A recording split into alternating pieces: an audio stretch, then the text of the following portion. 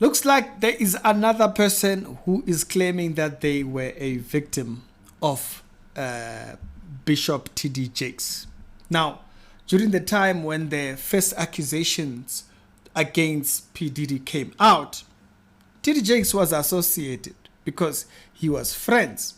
But there was nothing that actually proved it, right? And I was pretty much shocked that he responded. And if you guys remember my video from back then, that's exactly what I said. I said, I don't understand why did T.D. Jakes respond. T.D. Jakes never responds to anything. A lot of things can be said, but he will never respond to a single thing. That was my shock. He's been accused of a lot of things, but he would not respond. So it was quite to my surprise when he did respond that time. Then, not long after that, then we had Manasseh Jordan, who was a spiritual son to him at the time, at the early years of television. And Manasseh Jordan, just to be very clear, is a preacher, very young. When he came into as a prophet, and his father was known as a prophet. And in those days, he says, he went up close to Jordan because he went up to Jakes because he saw him as a father figure, basically. Now, Manasseh himself, his father is also a prophet by the name of Jordan something. I forgot his name. Bernard Jordan. These are people who were on the Word Network years ago. And so when that whole situation came up, they were said to be he filed a lawsuit against him and stuff like that, claiming manipulation, whatnot, all kinds of things. Then pictures were being sent to and fro, texts and whatnot, which he had saved. Manasseh had saved some of these texts. So the person who's currently come out is a bit of an older gentleman. It takes bravery to do so. Did an interview with Larry Reid, and there was a lot that he said. It's the show with the daily Christian commentary videos. If it's the first time over here, be sure check out some other videos that are down in the pinned comments. I'm going to check you out over there. I did mention that if there is an update concerning this, I'll come back and actually do an episode. And so let's go over there and listen to what he says actually happened. In one of the first ones, this is what he said. Kind of close with Bishop Jakes. And we decided in one of the times he was there, it was going to be his birthday. I was able to convince my mother to let me drive her car as I didn't have a vehicle. I said, well, we're going to take him out to eat. I want to drive your car. And so we did. We took him out to eat. And it was decided after we were done taking him out to eat that I would be the person to take him back to his sleeping place, which at the time there was a lady named Sister Giles. She always wanted to house and take care of him when he came to that church. And so now, when a person is given their own testimonies and they give names and times, a lot of times there's a lot to be said concerning that, because that tells you there's a little bit more. It's not just fluff and speculation. So I came in there, drove him to eat, and then took him back to her home. Well, after taking him back to her home, he says, come on in, let's talk. You can't even imagine being 18, 19 years of age. This person is killing it, and they're saying to you, come on in, let's talk. And so I did. I went in. We sat down at a very long dining room table in a room that she had. And for 2 hours, it was unbelievable. Pouring of heart, crying, him talking about my father. We talking about these scenarios. And I inwardly just knew I had finally found someone who could get it. Someone who understood.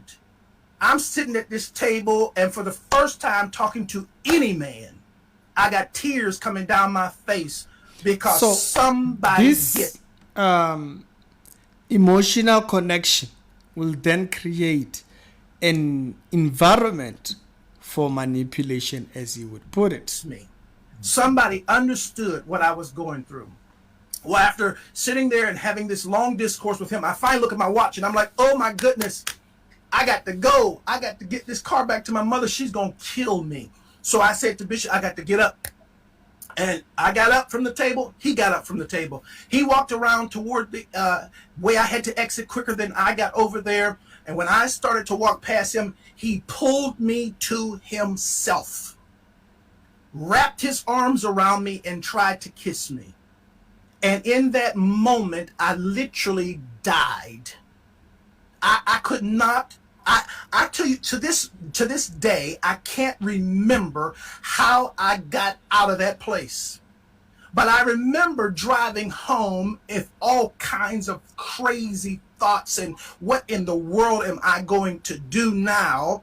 And I finally get home, get in the house, get in the bed. I'm going to try to go to sleep.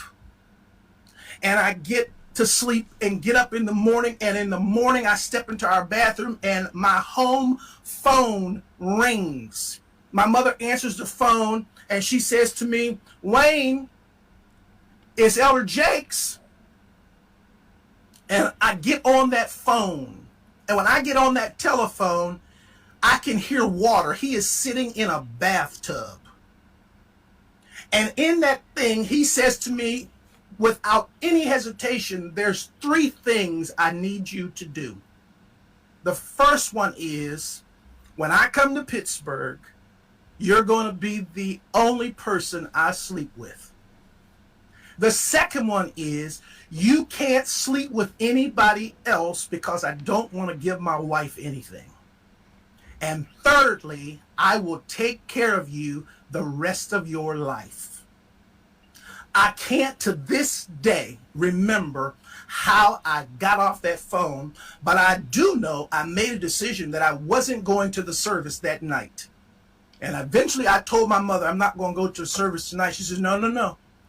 You know we got a rule in this house. If we go, you go. I never. And so that's the first encounter.